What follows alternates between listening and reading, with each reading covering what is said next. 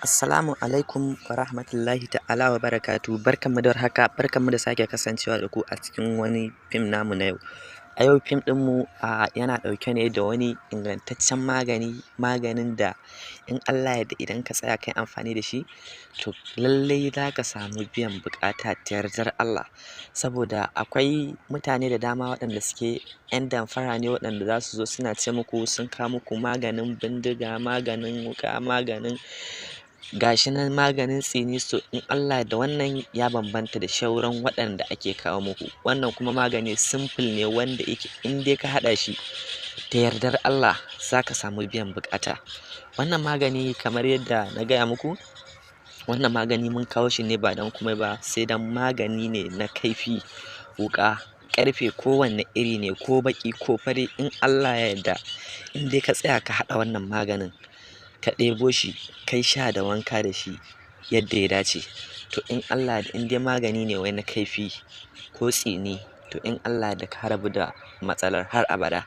So me ake so? Ana so ka nemi abubuwa kamar haka. Shi maganin nan simple ne, ba wai wani wahala gare shi ba.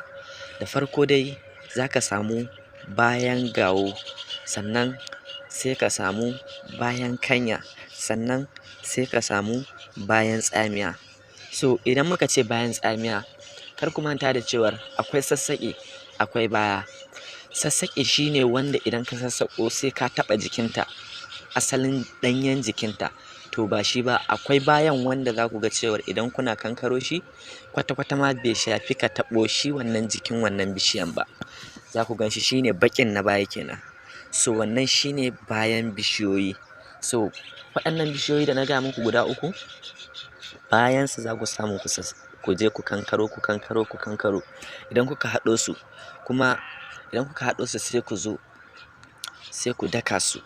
Idan aka daka su sosai sai a tankaɗe su. Idan aka tankaɗe su, amma kar a sa rariya wacce take ɗauke da ƙarfe. In kuma an gama ba dama, kawai sai a bar shi ma ba sai an tankaɗe ba, ko kuma a rairaye a zubar da tsakin. So idan aka haɗa su kamar haka, sai a ringa ɗiba ana sha ana wanka, ana sha ana wanka. In Allah ya yarda in dai magana ce wannan wai ta ƙarfe ko magana ta kaifi, kowanne iri ne, to insha Allahu za a samu biyan buƙata da yardar Allah. So amma kar ku manta, idan ka tashi tafiya ɗebo wannan maganin, kuma maganin ana ɗebo shi ne ranar Lahadi. Idan ka tashi tafiya ɗebo wannan maganin, za ka tafi ne ba tare da ka sa kayan da suke ɗauke da ƙarfe ba, ko da a ce zobe ne. Tun da ranar Asabar za ka je ɗebo shi, tun daren Lahadi za ka yi ready ka cire dukkan wasu kayan da ke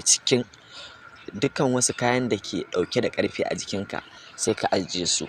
To washe gari da safe sai ka je sai ka ɗaɗɗebo su sai ka dawo. In ya so sai ka mai da dukkan kayanka waɗanda suna ɗauke da ƙarfe kenan. So haka za ka yi ka ɗebo shi. Yauwa da Allah kuma idan kun ji daɗin waɗannan, idan kuna jin daɗin waɗannan fina-finan da muke kawo muku, Allah muna da buƙatar ku danna mana like, domin shine zai bamu ƙwarin gwiwar kawo muku wasu sababbin shirye-shiryen. Kuma dan Allah kar ku manta da subscribe.